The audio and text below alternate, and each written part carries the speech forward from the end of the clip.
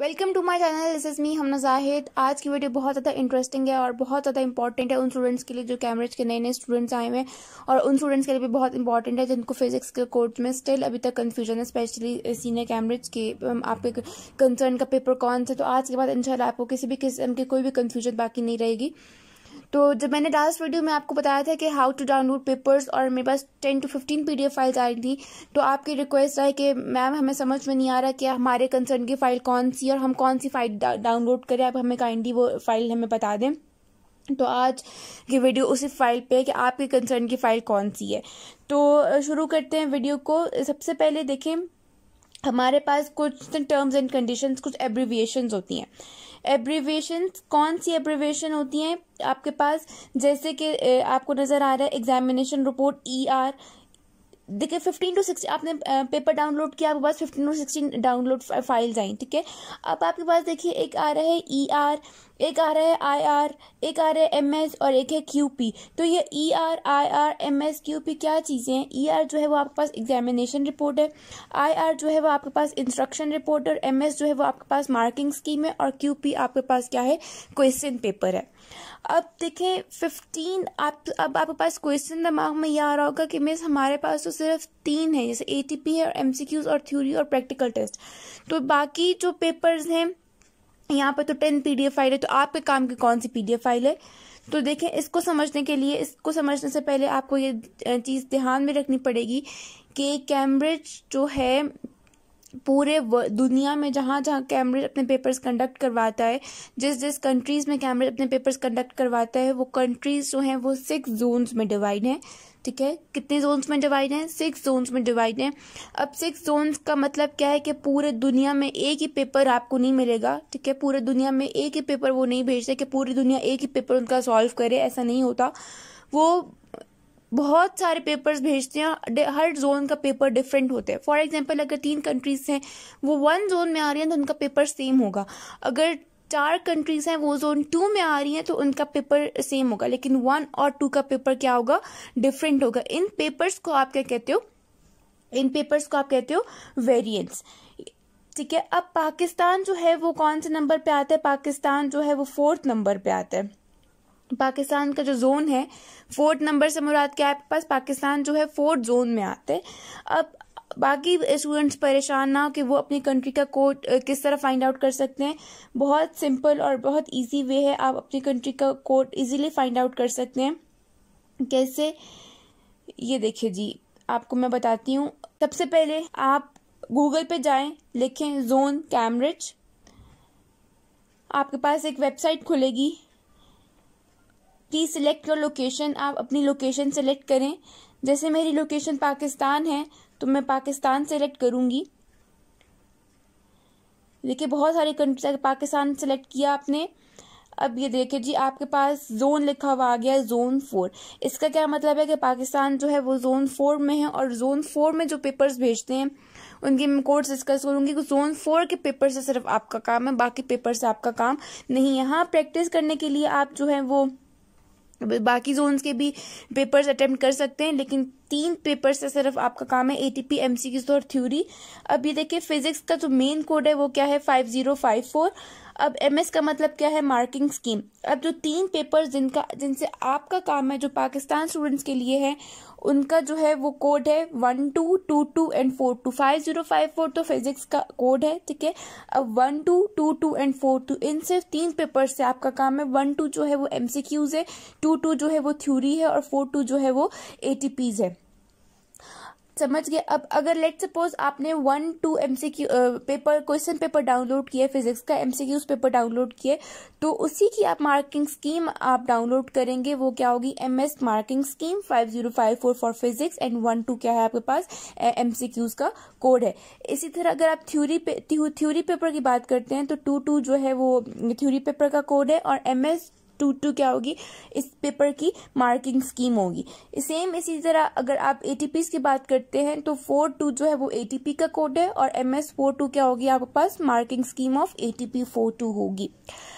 तो जो जिस ईयर का पेपर डाउनलोड कर रहे हैं उसी ईयर की आपने क्या डाउनलोड करनी है? Marking scheme. यहाँ तक आई होप समझ में आ गई होगी चीज़ें आपको।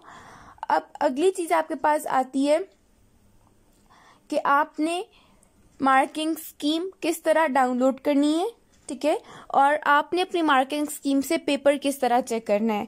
उसी तरह पापा कैमरेज की वेबसाइट पर जाएंगे, आप जो है वो फिजिक्स 5054 सिलेक्ट करेंगे, आपके पास बहुत सारे ईयर्स आ जाएंगे, आप ईयर सिलेक्ट करेंगे, आप अपने कंसर्न का ईयर सिलेक्ट करेंगे। देखें जी, ये देखें आपके पास बहुत सारे ईयर्स आ गए।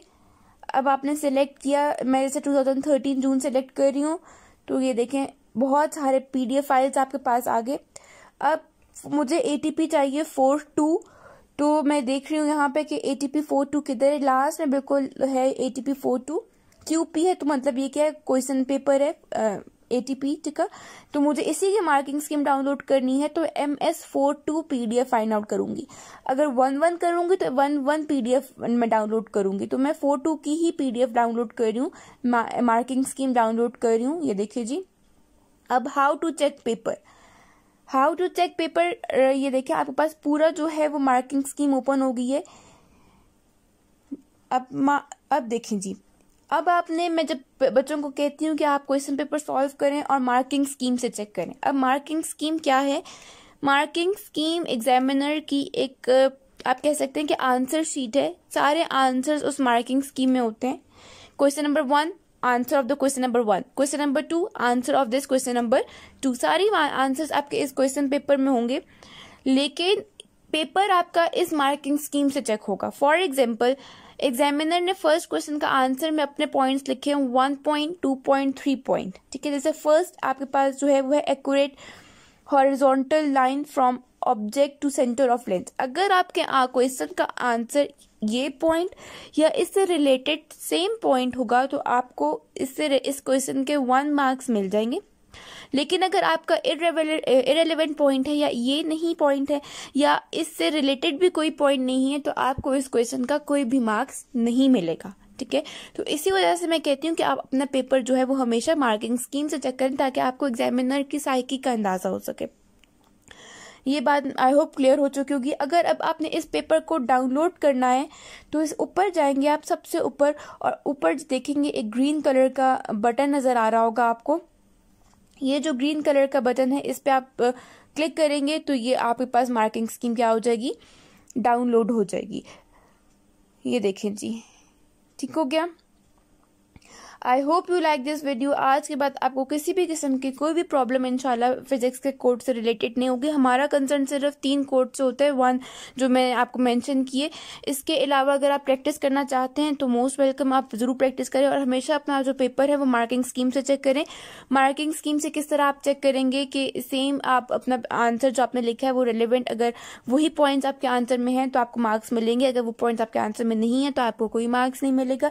एग्जाम मार्किंग स्कीम से चेक करने का फायदा ये होता है कि आपको एग्जामिनर की साइकी का पता चलना शुरू होता है। और फिर लास्ट में आपके पास एक चीज आती है एग्जामिनर रिपोर्ट। एग्जामिनर रिपोर्ट और इंस्ट्रक्शन रिपोर्ट में डिफरेंस ये होता है, एग्जामिनर जो है वो जैसे ए ग्रेड का पेपर चेक किया एग्जामिनर ने, बी ग्रेड का पेपर चेक किया, सी ग्रेड का पेपर चेक किया, उसके अकॉर्डिंगली देखेगा कि जो क्वेश्चन है, क्वेश्चन में कोई इधर उधर की बातें तो नहीं की, मैंने बी दिया है तो मैंने इस बच्चे को बी क्यों दिया, क्योंकि इसने इस क्वेश्चन में ये मांगा गया था तो इस बच्चे ने ये नहीं लिखा, दूसरी चीजें लिखी हुई हैं। और अगर ए ग्रेड का जो मैंने एग्जामिनर मैंने चेक करते हुए किसी बच्चे को अगर ए ग्रेड दिया है तो मैंने इस बच्चे को ए ग्रेड इस वजह से दिया क्योंकि इसने पूरा अकॉर्डिंगली जो चीज मुझे रिक्वायर्ड थी, जो चीज इस क्वेश्चन की डिमांड उस बच्चे ने पूरी की है, तो इसको जो है वो ए स्टार दो, ठीक है। तो ये एग्जामिनर आखिर में, सेशन के बिल्कुल आखिर में ये रिपोर्ट पब्लिश होती है, जब रिजल्ट आ चुका होता है, सब कुछ फाइनलाइज हो चुका होता है, उसके बाद ये रिपोर्ट जो है वो पब्लिश होती है। और इंस्ट्रक्शन रिपोर्ट से स्टूडेंट का कोई काम नहीं है। इंस्ट्रक्शन रिपोर्ट जो है वो सिर्फ जो है वो एग्जामिनर या इन्विजिलेटर्स के लिए होती है, या जो CAIE कैमरेज जो इंस्ट्रक्शंस होते हैं जो कि टीचर्स को फॉलो करनी होती हैं, या जो पेपर कंडक्ट करवा रहा होता है, या जो एग्जामिनेशन स्कूल एडमिनिस्ट्रेशन जहाँ पे हॉल बना हुआ होता है उनके लिए इंस्ट्रक्शंस होती हैं। इससे बच्चों का कोई काम लेना देना नहीं होता। बच्चों का सिर्फ 3 पेपर से लेना देना होता है, जो कि मैंने आपको मेंशन कर दी है, ATP, MCQs और थ्योरी, जिसका मैंने कोड भी आपको मेंशन कर दिया। ठीक हो गया जी। I hope you like this video. अगर आपको ये वीडियो अच्छी लगी तो please like, share and subscribe जरूर कर दीजिएगा।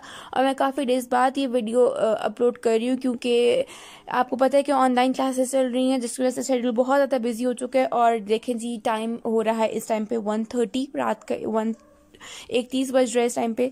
तो इससे इतनी कन्फ्यूजन्स बच्चों को इस टॉपिक से इतनी कन्फ्यूजन्स है कि SC क्लास सीनियर कैम्ब्रिज के स्टूडेंट्स पूछ होते हैं, मिस आप क्या बात कर रही हैं कि भाई हम लोग इसमें से कौन सा पेपर डाउनलोड करें, मार्किंग स्कीम से पेपर किस तरह चेक करें। तो ये सारी कन्फ्यूजन्स आई होप आप ये क्लियर हो चुकी होंगी। Thank you so much. अल्लाह हाफिज़। अपना ख्याल रखिएगा।